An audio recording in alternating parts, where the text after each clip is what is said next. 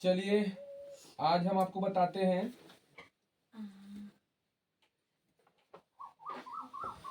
Exercise 8.2 exercise 8.2 का है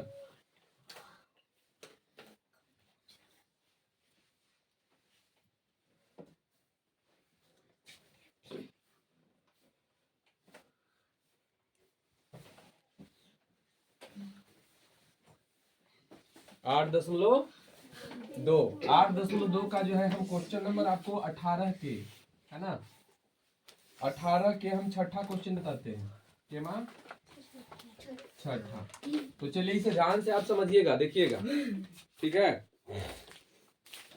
तो देखिए छठा में है कि 3 लगातार पूर्णांक बढ़ते क्रम में लेकर उन्हें क्रमशः 2, 3 तथा 4 से गुणा करके, है ना, और सब के योगफल कितना है 74 है, ठीक है। तो चलिए यहाँ पर लिखते हैं हम मान लिया कि पहला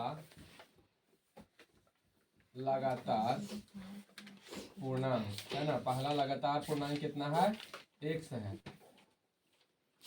x पहला लगातार पूर्णांक x, दूसरा x+1 तथा तीसरा x+2 है। हो गया, लगातार निकाल लिए ना। उसके बाद क्या कह रहा कि जो 3 गो पूर्णांक है तो तीनों में गुना करना है। तो पहला पूर्णांक में देखिए गुना कितना से कर देंगे, 2 से करेंगे। तो यहाँ पर हो जाएगा मेरा, सबसे पहले प्रश्नानुसार लिखिए, प्रश्नानुसार, चलिए प्रश्नानुसार। तो पहला पूर्णांक आपका x है, तो बताओ x में कैसे गुना करें, 2 से, फिर जोड़ देंगे, ठीक है। फिर दूसरा पूर्णांक है आपका x+1, तो बताइए इसमें कितना से गुना करें, देखिए यहाँ 3 से, फिर जोड़ेंगे। और तीसरा है x+2, बताइए इसमें गुना कितना से करें, 4 से। और सब का योगफल कितना आपका दिया गया है, तो 74 है ना, तो बराबर लिख देंगे 74, यही ना। चलिए अब क्या करने वाले हैं, तो चलिए यहाँ पर कोष्ठ को तोड़ते हैं। 2x और प्लस x गुना कर दिए हैं, तो 3 से गुना कीजिए, 3x और प्लस 3 गुना कीजिए, प्लस 4x और प्लस 8 बराबर 74। आगे देखते हैं 2x और 4x, तो 4 और 2 6 और 3 9x और प्लस 8 और 3 11 बराबर 74, सही है ना, हाँ सही है। आगे बढ़ते हैं, 9x बराबर 74 माइनस 11, तो कितना हो जाएगा, 9x बराबर 3 यानी 63 हो जाएगा। तो बताइए x बराबर कितना हो जाएगा, 63 बटा में 9, 9 सत्ते 63, 9 सत्ते है ना, यानी x का वैल्यू आपका आएगा 7, ठीक है। अब यहाँ पर क्या कह रहा है कि पहला, दूसरा और तीसरा पूर्णांक निकालेंगे। तो अब लिखेंगे कि इसलिए पहला लगातार पूर्णांक है ना, लगातार पूर्णांक बराबर x का मान आया कितना 7, तो x 7 हो गया आंसर। दूसरा पूर्णांक, दूसरा लगातार पूर्णांक कितना हो जाएगा, पूर्णांक तो हो जाएगा x प्लस 1, x का मान 7 प्लस 1 यानी 8 आंसर। तथा तीसरी है ना,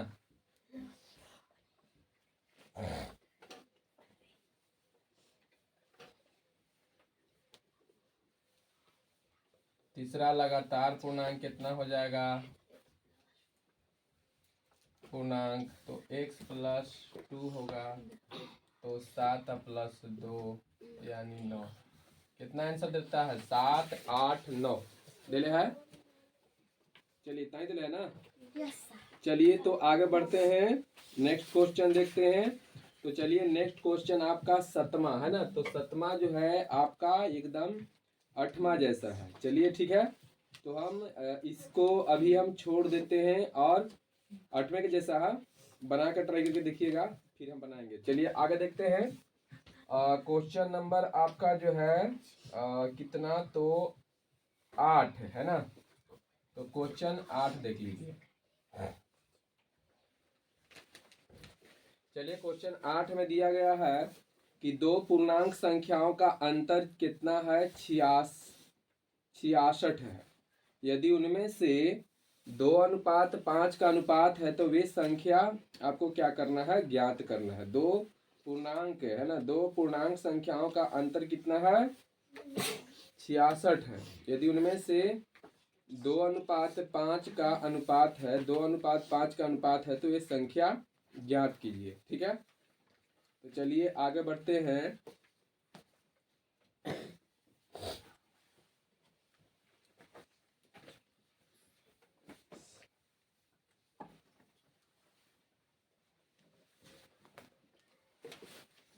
देखो तो 44 आंसर है का में,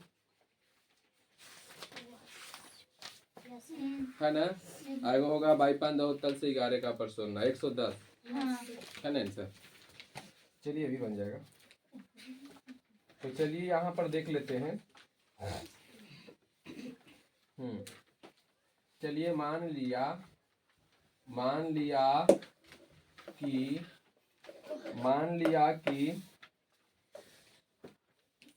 लिया कि दो पूर्णांक संख्या यानी कि बड़ी पूर्णांक संख्या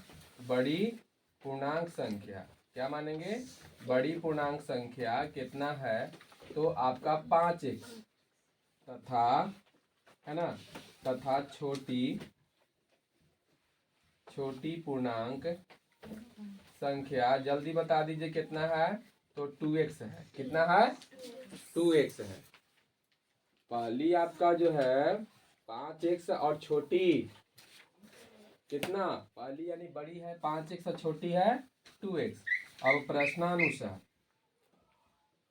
ठीक है, तो प्रश्नानुसार क्या कह रहा है क्वेश्चन में कि बड़ा में से हम छोटा को घटाएंगे यानी अंतर करेंगे तो कितना आएगा, 66। ये ना क्वेश्चन में बोल रहा है। तो चलिए यहाँ पर 5 में से 2 घट जाएगा तो 3x बराबर 6 हो गया। आगे बढ़ते हैं, x बराबर हो जाएगा 66/3, 3 दूनी 6, 3 दूनी 6, इसलिए x का वैल्यू आपका आ गया 22। तो लिखेंगे कि अतः, है ना, अतः छोटी पूर्णांक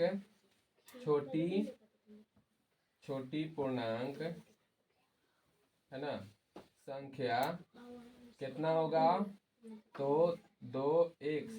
अब 2 गुने x का मान 22, 22 दूनी 44, तथा बड़ी पूर्णांक है ना, तो बड़ी पूर्णांक हो जाएगा 5x, यानी 5 गुने x का मान 22, 22 72 से है ना 11 का पर 0 यानी 110। एगो हो गया 44, एगो 110 हो गया। चलिए नेक्स्ट क्वेश्चन देखते हैं आगे।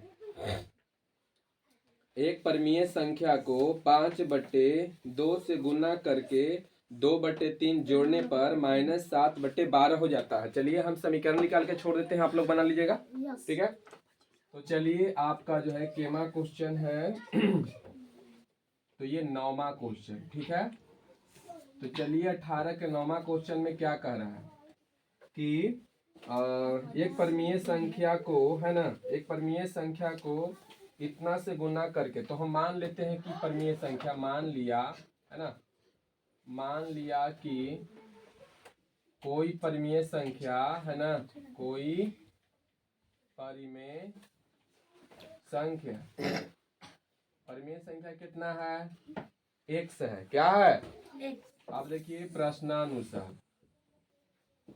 प्रश्नानुसार क्या क्वेश्चन में कहता है कि परिमेय संख्या का, है ना, कितना से गुना कर देंगे, संख्या को 5/2 से, तो देखिए यहाँ पर गुना का चिन्ह कर दीजिए, 5/2 से गुना कर रहे हैं, ठीक है। और 2/3 जोड़ दीजिए, 2/3 जोड़ दिए तो बराबर कितना हो जाता है, -7/12 होता है। बोलिए यही होता है ना। अब बताइए क्या होगा, तो हम देखते हैं काट के, नहीं तो 5x/2 प्लस में 2/3 बराबर -7/12। बोलिए इतना होगा ना। अब बताइए दोनों के हम क्या करेंगे, लघुत्तम निकालेंगे। तो 6 दूती आई तो पंती आई 15x प्लस 3 दूनी 6, तो यहाँ 4 हो जाएगा -7/12। अब बताइए क्या हो जाएगा यहाँ पर, तो तीछा तीछी हम लोग गुना कर लेंगे, है ना। तो तीछा तीछी गुना करते हैं तो माइनस के चाहे ऊपर रखिए चाहे नीचे रखिए, तो चलिए माइनस को ऊपर रख रहे थे, यहाँ गुना करते हैं। तो 15 में गुना करना है आपको कितना से, सीधा सीधे से कर दीजिए 12, ठीक है। 12 इंटू में 15x प्लस 4 बराबर -7 गुने 6। कोई दिक्कत यहाँ पर नहीं ना। तो चलिए हम इसको गुना न करके, हल्का हो जाएगा, गुना न करके 12 को पट्टी भेज देते हैं। बताइए पट्टी 12 कौची में है, गुना में आपका पट्टी जाएगा तो भाग में, तो 15x प्लस 4 बराबर कितना हो जाएगा, -7 गुने 6 और बट्टा में हो जाएगा 12, यही होगा ना। तो बताइए 6 दूनी 12, यही होगा ना।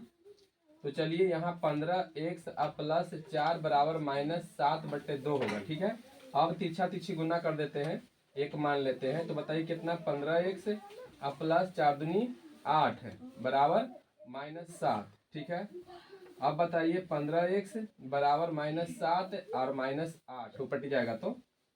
अब बताइए 15x बराबर कितना होगा, -15, यही ना। तो बताइए इसलिए आपका क्या हो जाएगा, है ना। तो x बराबर हो जाएगा कितना, -15/15 कट जाएगा, इसलिए आपका x बराबर -1 आएगा, ठीक है ना।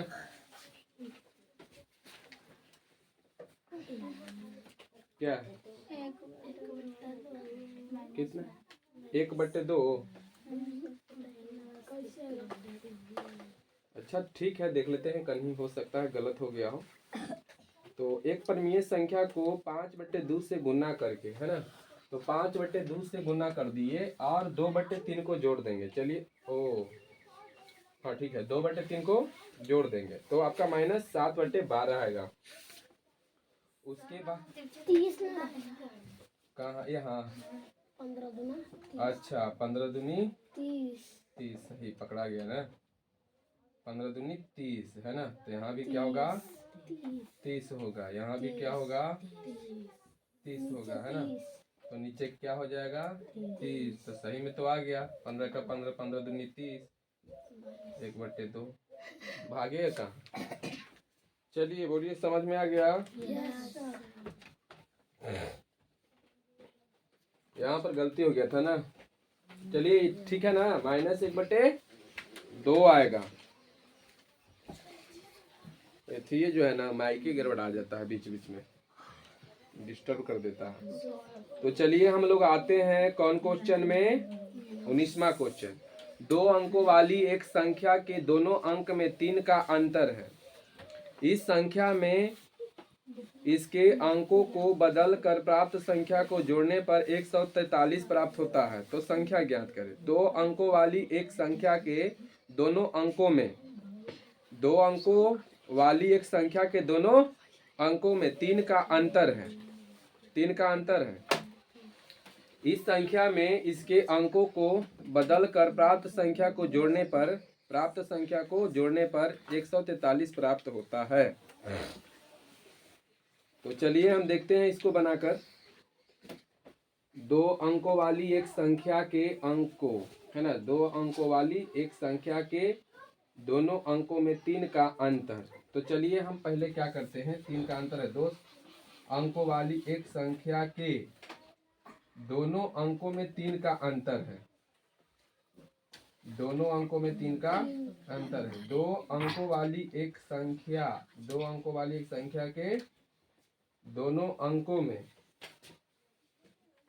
3 का क्या है, अंतर है। क्या है, 3 का अंतर है। तो इस संख्या में इसके अंकों को बदलकर प्राप्त संख्या को जोड़ने पर 143 प्राप्त होता है। ठीक है, इतनी कीजिए थोड़ा सा इसको। तो ये हो गया तो चलिए आपका 19वां क्वेश्चन है। 19वां क्वेश्चन में हम क्या लिखेंगे तो ध्यान से आप समझिए। मान लिया है ना, मान लिया कि संख्या है ना, मान लिया कि संख्या के इकाई का अंक है ना x है, इसलिए दहाई का अंक x + 3 हो जाएगा, क्योंकि दोनों का अंतर कितना है जल्दी बताइए। दोनों का अंतर 3 है। मैया ध्यान दो यहाँ, दोनों का अंतर कितना है 3 है। इस संख्या में उसके अंकों को बदल कर, तो चलिए इसलिए अभीष्ट संख्या निकाल लेते हैं। ध्यान दीजिए, इसलिए अभीष्ट संख्या निकालते हैं। तो चलिए अभीष्ट संख्या हो जाएगा, दहाई में 10 से गुना होता है ना, और इकाई को जोड़ देते हैं। तो 10x + 30 + x यानी 11x + 30, ये अभीष्ट संख्या आपका निकल गया। ठीक है, फिर बोल रहा है अंकों को बदलने पर, अंकों को बदलने पर बनी नई संख्या। तो बताइए अभी क्या करेंगे। तो 10 × x आप प्लस जोड़ देंगे कितना, तो x + 3, तो हो जाएगा 10x + x + 3 यानी 11x + 3। एगो इतना है। चलिए उसके बाद क्या कहता है क्वेश्चन में कि संख्या में इसके अंकों को बदलकर प्राप्त संख्या को जोड़ने पर, इस संख्या में इसके अंकों को बदलकर प्राप्त संख्या को जोड़ने पर, मतलब ये संख्या आपका यहाँ है, ये आपका अभीष्ट संख्या है, समझ रहे हैं ना, और इसमें जोड़ेंगे बदलने पर संख्या। तो दोनों के जोड़ला पर कितना आता है 143 आता है। तो चलिए 143 लिख देते हैं, आगे बढ़ते हैं और कोष्ठ को तोड़ देते हैं। ठीक है, तो कितना हो जाएगा 11x + 3 = 143। यहाँ पर ध्यान दीजिए कितना हो जाएगा 11 11 22x हो जाएगा प्लस 33 ना बराबर 100। आगे बढ़ते हैं 22x प्लस उपटी प्लस नहीं बराबर दीजिए 143 - 33। अब बताइए तो 22x बराबर घटा दीजिए 110 से 10 से होगा ना। अब बताइए तो x बराबर 110/22 22 दहोतल से 11 का % है, यानी कि इसलिए x का वैल्यू हो जाएगा 5। ठीक है, अब आगे बढ़ते हैं। तो आपका जो है इकाई के अंक कितना है, दहाई के अंक कितना है, तो डायरेक्ट लिखते हैं कि संख्या बराबर है ना, इसलिए अभीष्ट संख्या है ना, अभीष्ट संख्या बराबर, तो अभीष्ट संख्या मेरे कितना है 11x + 30 है ना। तो बताइए 11 गुने कितना से 5 से, और प्लस में 30 को जोड़ देना है। तो 11 × 5 = 55 और 30 जोड़ दीजिए तो 55 30 85 होता है 55 85 ना। चलिए तो यही 85 आंसर होगा। क्या देता है 85। बोलिए समझ में आ गया। तो आपका 20 तक फाइनल। अब हम लगले 19 तक फाइनल। 20वां क्वेश्चन समझाते हैं, आप लोग बढ़िया से समझ जाइए। ठीक है, तो चलिए 20वां क्वेश्चन भी बन जाएगा, ध्यान से सुनिएगा। ठीक है,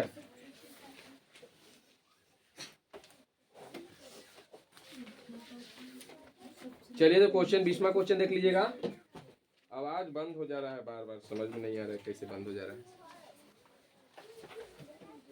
डिस्टर्ब हो जाएगा बीच में। चल देखो यहाँ, अगर मान के चलिए आवाज बंद हो गया है तो आप वीडियो कम से कम लिखावट को देख के समझ लीजिएगा। जो भी देखिएगा इस वीडियो को, तो बीच बीच में जो है थोड़ा दिक्कत हो जा रहा है, इसमें बैटरी थोड़ा सा डाउन है, तो वीडियो को देख के और समझ लीजिएगा कि क्या है से। आवाज अगर ना जाए तो चलिए देखिए यहाँ तो 20वां क्वेश्चन के पहला क्वेश्चन देखिए, रमेश और सुरेश की उम्र का है ना अनुपात कितना है? 5:7 है। यदि रमेश की उम्र 9 वर्ष अधिक और सुरेश की उम्र 9 वर्ष कम होती तो रमेश की उम्र सुरेश की उम्र की दुगना होती, तो उनके उम्र ज्ञात करें, है ना। तो मान लेंगे हम पहले कि देखिए यहाँ क्वेश्चन दिले कि रमेश और सुरेश की उम्र दिले हैं, तो मान लिया कि रमेश की उम्र कितना है। अच्छा ये पहले बताइए, यहाँ पर दिखाई देगा? Yes sir. तो चलिए यहाँ पर मान के चलिए हम 20वां क्वेश्चन के पहला के बात करते हैं, ठीक है ना। पहला के तो देखिए पहला के इसमें क्या मानना है, मान लिया शुरू में किसका दिले है तो रमेश, मान लिया कि रमेश की आयु 9x तथा सुरेश, पहले शुरू में 9 दिले हैं, 1 मिनट रुक जाइए, 9 कहाँ से देख ली तो बोल दीजिए 5x तथा सुरेश की वर्तमान आयु यहाँ लिखेगा, है ना, ऐसे लिखेगा वर्तमान आयु x वर्ष नहीं 5x वर्ष, ठीक है। तथा है ना, तथा सुरेश की वर्तमान आयु, ठीक है, तो 7x वर्ष होगा, ठीक है। दोनों के हो गया, निकाल दिए। अब यहाँ पर देखिएगा क्वेश्चन में बोल रहा है कि यदि रमेश की उम्र 9 वर्ष अधिक, अब दोनों के यहाँ लिख देते हैं प्रश्नानुसार, क्या लिखते हैं? प्रश्नानुसार लिखते हैं, है ना, प्रश्नानुसार। तो बताइए ये किसका उम्र है और नीचे लिखिए, ठीक है, यही बताइए ये किसका उम्र है, किसका? रमेश का। और ये बताइए कि किसका उम्र है? सुरेश का। अब देखिए क्वेश्चन में क्या कह रहा है, क्वेश्चन में आपका कह रहा है कि यदि रमेश की उम्र 9 वर्ष अधिक, यदि रमेश की उम्र 9 वर्ष अधिक, तो में 9 जोड़िए, ठीक है। अच्छा, और सुरेश ना, और सुरेश की उम्र 9 वर्ष कम होती, इसको 9 वर्ष कम कर देंगे, आ रहा है बात समझ में? 9 वर्ष कम कर देते तो देखिए क्या होता, तो रमेश की उम्र सुरेश की उम्र की दुगना हो जाएगी, मतलब ये जो है इससे दुगना हो जाएगा, रमेश की उम्र ये जो है दुगना हो जाएगा इससे। तो बताओ इसमें ना 2 से गुना करना पड़ेगा, तो बराबर होगा। बोलो यहाँ से बना लोगे? हाँ, यदि हम और कोष्ट को तोड़ दें तो 5x प्लस 9 बराबर 7 दूनी 14x और माइनस 18, यही होगा ना। अब ई पट्टी लेके चलाइए, 14x माइनस 18 बराबर 5x प्लस 9, बोलिए आगे क्या होगा? 14x और माइनस 5x बराबर 9 प्लस 18, बोलो यहाँ से बना लोगे। अब सुनिए यहाँ से क्या करना है, इसे आपको x के मान पहले निकालना है। क्या निकालना है? x के मान, फिर लिखना है कि अतः रमेश की वर्तमान आयु, इस पर बैठा देंगे, लिखेंगे कि अतः रमेश की वर्तमान आयु तो कितना? अब 5x, तो बताइए 5 अगुने x के जो मान आएगा, समझ में आ रहा है ना? क्या करना है? गुना। इसी तरह से तथा सुरेश के नहीं लिखोगे, सुरेश की वर्तमान आयु कितना? 7x, यहाँ लिखा है ना, देखो 7x, तो फिर 7 में गुना कर देंगे x के मान से, तो दोनों की उम्र आपका आ जाएगा।